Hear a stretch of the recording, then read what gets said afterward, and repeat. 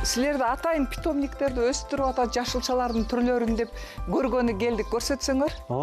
Жүрүңүз. Кандай жашылчалардын түрүн уругунан отургуздуңар? Биз азыр перец, полгорки, помидор, капустан түрлөрүн тигебиз да. Бул жакта көчөт кылып даярдайбыз. Анан поляга барып тигебиз. Талага, Талага марттын 10-20-ларда башталат биздин парник. Сладкий перец бул. Бул таттуу калемпир, Таттуу калемпир. Бул капуста бул, цветной капуста. Жакшы. Бул жакта брокколи бар, анан нар жакта бакалайжан сепкенбиз, бул поздный салат сезонуна атайын. Могу брокколи? Бул брокколи. Жакшы. Брокколи бул буюрса эми канча күндөн кийин отургуза баштайсыз? Где-то бир 2 жумадан тегереги деп талага апарып тигебиз да буларды. Буларды. Вот жанындагычы? Бул жанындагы калемпир көчөтү. Бул кандай сорту? Бул баягыдай жарымы таттуу, жарымы ачуу болот да булардын. Могу сорт таттуу сорту да. Калемпирдин, калемпирдин болгарский деп коет. Наргысы ачуусу. Бул түрү ачуу түрүндөгү ошо калемпир жана майда-майда кичинекей. Майда-майдасы да бар, анан чоңу дагы бар да, жарымы таттуу, жарымы ачуулар. Булар эми негизинен калемпир уругунан отургузганда канча күндө көчөт болуп чыгат? Бул 1,5 айдын тегерегиде убакыт кетет да, могу эмеде парникте даярдаганга. Парникте даярдаганга, Жүрүңүз, бар помидор көчөттөр бар, уже 1 ай карадык да бул эмеде, парникте. Кайсы сорту? Бул ошо голландский сорт деп коет. Жыты укмуш. Жытын камерадан айта албайм, бирок укмуш жыты буркурайт. Жакшы помидор болот деп ойлойм. Жакшы помидор булар. Ошол уруктар өзү Голландиядан келет, ошол тааныштардан алып себебиз да биз уруктарды. Анда азыр ошол бул помидорду көчөтүн алып, ошол талага барат экенбиз да. Анда тиги ящиктер ошого даярдалган. Булар ошого даярда. Монда астыга салафан салып койбосо буларга көчөттөр кургап калат. Чоң-чоңун ала бересиз да, майдасынан 1-2 күн. Мондайларын ала берет экенбиз, Ошондойлорун ичкен-ичкелерин таштап кое берип, буларды 2-3 күндөн кийин тигебиз да. Сабактары жоон болуш керек экен да. Жоон болсо көчөт курубайт да. Мондай жоон болуш керек экен да. Бул помидорду отургузгандан кийин канча күндөн кийин сугара баштайсыңар? Буну эже азыр жагындай салафан тартып койгонбуз да жергеч. Ошо салафанга эле эме кылабыз. Барганда көрөт экенбиз да. Барганда көрөсүз ошо. Мынакей тамыры аябай жакшы өсүптүр. Өзү жоон, буюрса жыты укмуш буркурайт. Жакшы помидорлор түйүп, бышып элге сунуш кылат деген жакшы ниет менен. Рахмат, Үзүп атабыз. Дыйкандын таласында түшүмү мол болсун. Күздө буюрса элде арзанчылык болсун. Жакшы түшүм көп болуп. Айтканыңыз келсин. Азыр эми ушул көчөттөрдү талага алып барып отургузабыз. Аны дагы сиздер менен чогуу ошол жактан көрөбүз. Азыр эми талага барат экенбиз да? Талага барып отургузуп,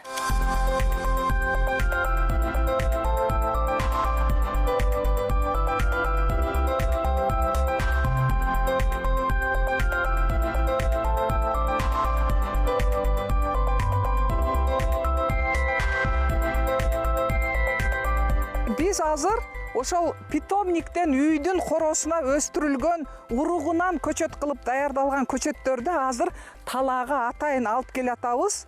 Азыр бизге Мустаким кантип тигип, кандай отургузат, кандай сырлары бар, биз менен чогуу сырдашып сырын айтат. Келгиле. Мына ушул биздин талабыбыз болот. 50 сантиметрден тигилет да өзү. Могу жөөктүн эки жагына.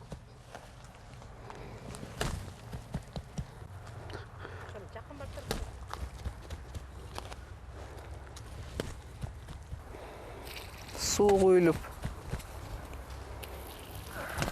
тамырларын жакшы бекитиш керек экен.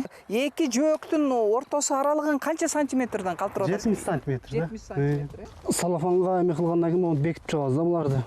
Аба кирбеш керек главный. Аба кирсе кургап калат. Канча күндөн кийин сугарылат эми бул помидорлор? Бул могу салафанда тура берет, 15 күн могу салафандын өзүнүн нымдуулугу кармайт экен да. 15 күндөн кийин могу астынан суу коебуз да буга. Пленканын түйүнөн. Түйүнөн Түбүнөн суу кетет. Ооба. Пока пышкыча ошентип суу карап пышкандан кийин салафан алып салса деле боло берет да. Канча жолу помидорду сугарасыңар ошондо ушундай ыкма менен? Пленканын түбүнөн. 3-4 жолу сугаргандан кийин мындай мөбасы көрүнүп калгандан кийин алып салса дагы боло берет. Уже кызарып калгандан кийин. А помидорду канча күндө бир сугарып турасыңар ошондо түйгөндөн кийин, гүлдөгөндөн кийин кандай ыкмасы бар? Помидор канча суду көп ичсе ошончо жакшы да. Эгин жакшы болот, кыпкызыл болчу. Жалтырак болот да помидор, чоң. Суу бир жумада бир коебуз да. Быйыл азыр 2 гектар алганбыз да. Ижарага. Ижарага 2 гектар. Канча төлөйсүңөр ошондо гектарына? Гектарына 25 миңден төлөйбүз. 25 миң сомдон. 25 миң. Ошондо могу жерде 2 гектарга 50 миң сом берет экенсиздер да, Сиздер көрүп турган азыр могу жерде ушул Мустакимдин ижарага алган 2 гектар жерине азыр мынакей помидордун көчөтүн тигип атат.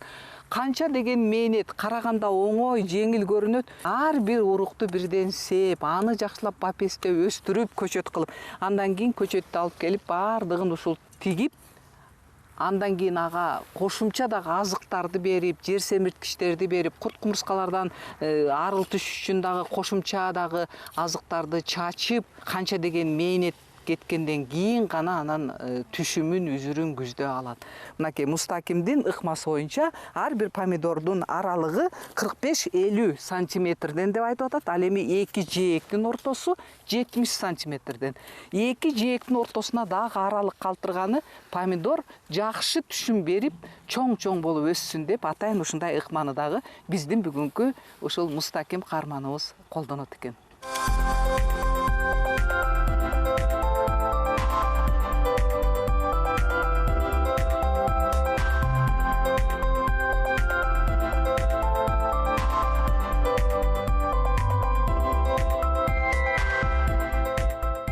Бул жака отургузган помидорлоруңуз кандай сорту? Бул помидорлордун сорту деген Вальвери деген сорт бул. Эрте бышабы же кайсы айларда канча күндөн Булар эрте пишат. Эмне дегенде июлдун кедетте 15-леринде, 14-үндө пишат помидорлорчу. Буюрса. Канча гектарга азыр отургуздуңуз да биринчи парчасын? 1 гектар жерге отургузуп бүттүм азыр помидордучу. Жакында деген жагым болбоду, катты жагым. 2-3 күн мурда, Бүт барым түбүн катырып салды менеки. Ушулар жумшатыш керек мондай. Түбүнө? Түбүнө. Жумшатпаса, воздух кирбесе, булар курга бөлүп калат. Аба кирип туруш керек экен. Кирип турат, ооба. Жөнөкөй отургузгандан ушул стаканчык кылып отургузгандын айырмасы, артыкчылыгы эмнеде? Грунтовкага караганда эрте пишат да бузчу. Стаканда отургузган эрте пишат. Почти 20 күн, 1 ай деген эрте пишат бул. Ошондой. Бул оорубайт. Сугарганда үстүнөн сугарасыздарбы же түбүнөнбү? Биринчи дегенде могу жанынан беребиз. Чоң койгондон кийин муну пленканын ортосуна кырып салабыз. Анан артын ичинен иче берет кийинки суулар. Жакшы. Помидордун ушул сортунун артыкчылыгы башка помидорлордон эмнеси менен? Түшүмү көп болобу же азыраак суу ичеби же эрте бышабы? Эмнеси менен айырмаланат? Вальверин деген бул сорт помидору, бул чоңдугу где-то бир 500 грамм көп болуп калат, чоңдугу. Ошондо бир түптөн канча килограмм алынат орто эсеп менен? Бир түптөн 10 килограммдан көп берет колор. Бул помидорлор. Сиз канча жылдан бери ушундай түрүн эгип атасыз сорт? Азыр 5 жыл болду ушул Вальверинди айдап атканым. Сиздер көрүп турган бул тала жалаң ушул дыйкандар ижарага жерлерди алышып, өздөрүнүн үлүш жерлерине да кошуп, түрдүү жашылчаларды мынакей азыр биз көргөн помидордун дээрлик биринчи парчасын отургузуп бүтүшкөн. Ушул жердеги биз сиздер менен чогуу көргөн помидорлордун айырмачылыгы бул ушул стаканын жыртып өзүн отургузганда бул жерде кык менен жер семирткич менен чогуу өскөн үчүн көчөт күчтүү дагы болуп, башка помидорлордон жерге отургузулган помидорго караганда көп ооруларга дагы туруштук бергени менен дагы айырмаланат. Ушул помидорлорду бышканда чыныгы 800 же болбосо 1 килограмм болобу помидорду ошол бышканда келип сиздер менен чогуу дагы көрөбүз.